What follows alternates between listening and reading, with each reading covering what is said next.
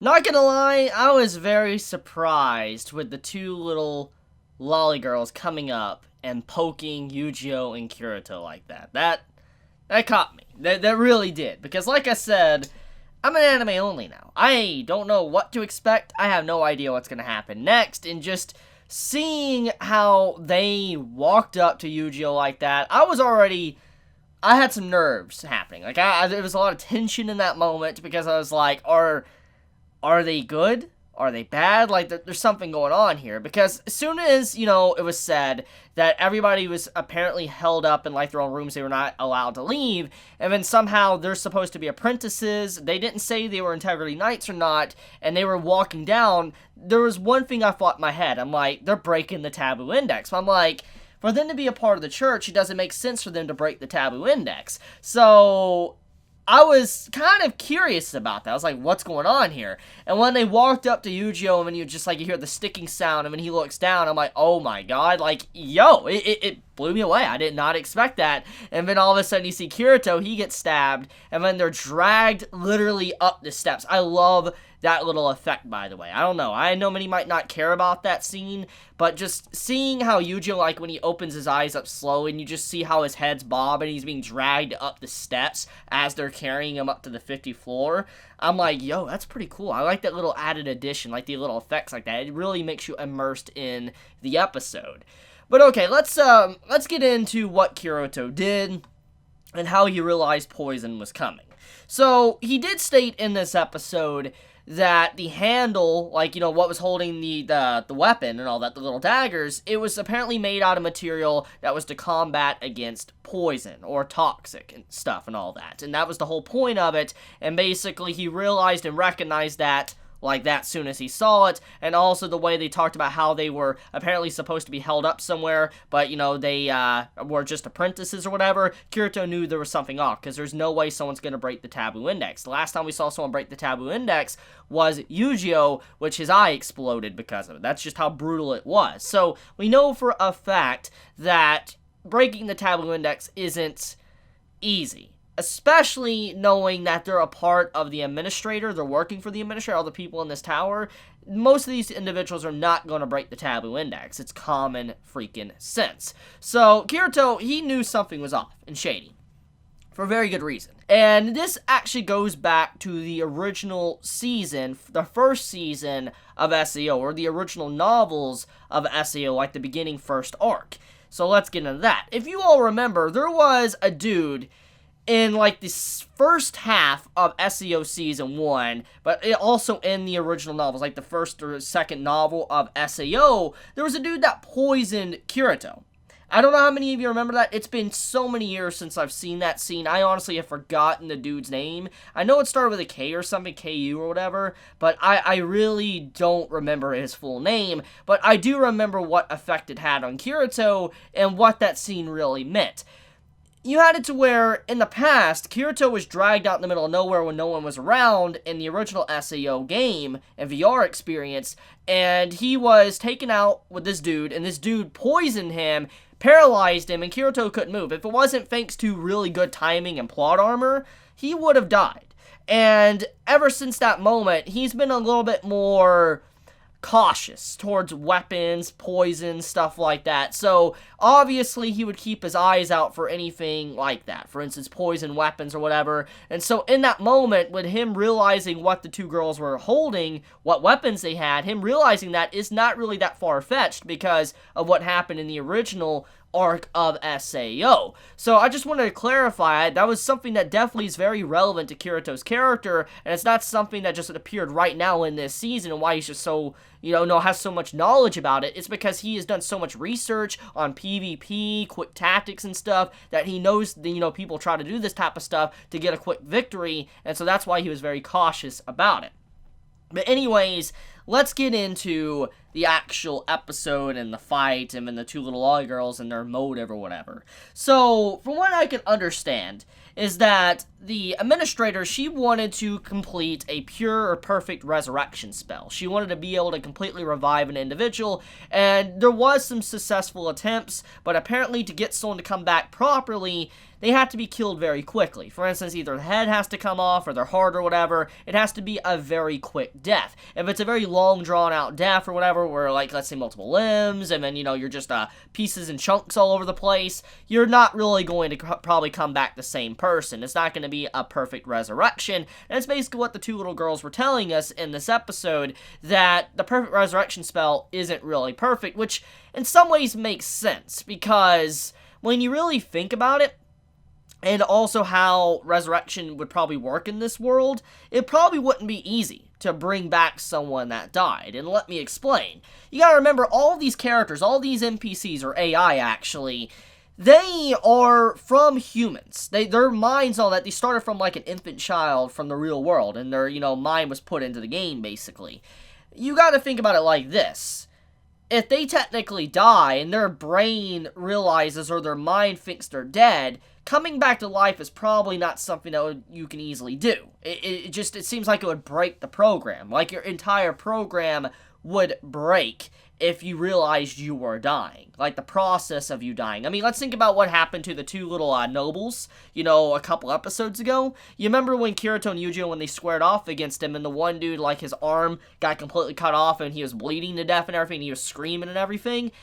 I'm assuming that's what would happen. If the AI think they're really going to die, they start to literally break down because they're realizing it's about to be over for them. This would also make sense now why they would become something very different, because the shock of death itself would, you know, completely disrupt their minds, and they would become monsters. In a lot of ways, this depiction on complete resurrection reminds me a lot Full Metal Alchemist. I don't know, with the description on chunks of meat and stuff, to their minds being broken, it just reminds me so much of Full Metal Alchemist. Hopefully I'm not the only one to think that, because just, I don't know, something about that, it just seems like this entire segment was inspired by it. Now, this does bring up a lot of things, though, to the story. This does mean that if characters technically die, besides, I'm assuming, Kirito, if they die, that would mean that they would probably be permanently dead. That's what I'm assuming. Because if, let's say, Eugeo was to die, or any of these characters, that they probably wouldn't be able to come back, because their minds would be shattered. But we also have to remember what the two girls said. And I have an actual reason for this and why it's easier for them to come back. The reason why it's easier for them to come back is not because the death is painless, it's probably because they didn't even know they died. For instance, if the individual that dies didn't realize they died and they come back, then nothing really will be wrong with their psyche, because they're like, what happened? I guess I was just unconscious or something. That's what they would probably assume. So, that's what I think. That's why I think that's the reason why some could come back and some couldn't, is because, you know, they felt like, oh, they didn't really die, they just went unconscious. But like I said, this goes along with, you know, Eugeo and everybody else in this world. If they were to, say, die a brutal death, which I'm assuming could happen, then they wouldn't probably be able to come back properly, which I'm curious about that. I really am. I wonder if we'll get to see an element of this. For this to be introduced in the story, it's definitely going to be relevant. You know, the writer wouldn't go out of his way and talk about resurrection if it wasn't going to be something that's important to the story. I feel like there's going to be a character that's going to die, Alice or someone, and they're going to have to be brought back. I have that sinking suspicion, because an element like that to the story wouldn't. But this does mean that the administrator, she was trying to figure out ways to be able to do this, and she realized that it wouldn't probably be possible for her to come back if she was to die. I'm assuming that's also the reason why she was testing it, because remember, one of the big reasons why she's in so much power, she has so much power, is because of her greed and wanting to get stronger and stronger. And so obviously her wanting to find out more about resurrection or whatever would make sense, fit in line with her character, because she wants to be able to live for all time, be immortal, and not ever have anyone contest her strength/power. So yeah, it makes sense why she would research that. So let's get into the fight. So Kirito has a really insane fight with the vice captain of the Integrity Knights. This feels very quick to me. Hopefully I'm not the only one to feel that as well, but I'm very shocked that we didn't go up in order from, let's say, Symphysis 30, like Alice and all that, all the way up to the first, spot. I'm kind of shocked that we're getting the Vice Captain so early, which is Symphysis 2, over anything else. I'm like, whoa, we're jumping quite a large, gap between, let's say, 27 or 28, all the way up to this second. I'm just like, and I'm under the impression that, the lower the number goes, the stronger they really are. So, the Vice Captain's pretty freaking OP. And so, seeing Kirito and Eugeo fighting this individual, I'm just like, what? Like, already? They're already fighting someone this powerful, so what are we going to do about the other Integrity Knights? I mean, are they going to just be brushed aside? Are they really just that weak, or are they going to be stronger? I'm kind of curious about that, because, I mean, getting to the Vice Captain, I would assume the Vice Captain is one of the strongest, like, directly underneath, the main captain, which would be the first Integrity Knight, which is the dude we probably saw in the little flashbacks with the girl Integrity Knight in this episode, which, by the way, let's get into that. So, she had a complex about her appearance, a complex to where people look down on her because she is a woman. For instance, because she's a woman or whatever, people don't take her seriously because they probably don't think she should have a lot of power to be able to sword fight. That's what many were basically saying, or what she said about herself, and what probably people said to her, and because of these feelings, she had self-doubt. She doubted herself, and she didn't have a lot of confidence in herself, and so while fighting Kirito, is the reason why Kirito and Eugeo were even able to put up somewhat of a fight in this episode is because, like I said, her confidence, it wavered a bit. Which, this is the big point about what the story has been trying to introduce these past couple episodes, is the incarnation system. You have to have belief, motivation, and weight on your shoulders to really show your full power. We saw this in the original fight between Kirito's mentor and, the dude that Kirito had to fight that, he was probably going to win against, but his mentor finally beat. We saw how their motivation, their weight on their shoulders, it turned into power. And I'm assuming that's probably why Kirito was able to do as much as he did in this episode, along with Eugeo. It's because once that helmet came off, this invincibility she had was just completely gone. She seemed like she was utterly weak. She felt utterly weak, and she couldn't really put up a decent fight. And so when Kirito was kind of reassuring her, in a way, he was helping out his opponent, and she kind of got her confidence a little bit to be able to fight Kirito, which is an interesting revelation to the episode.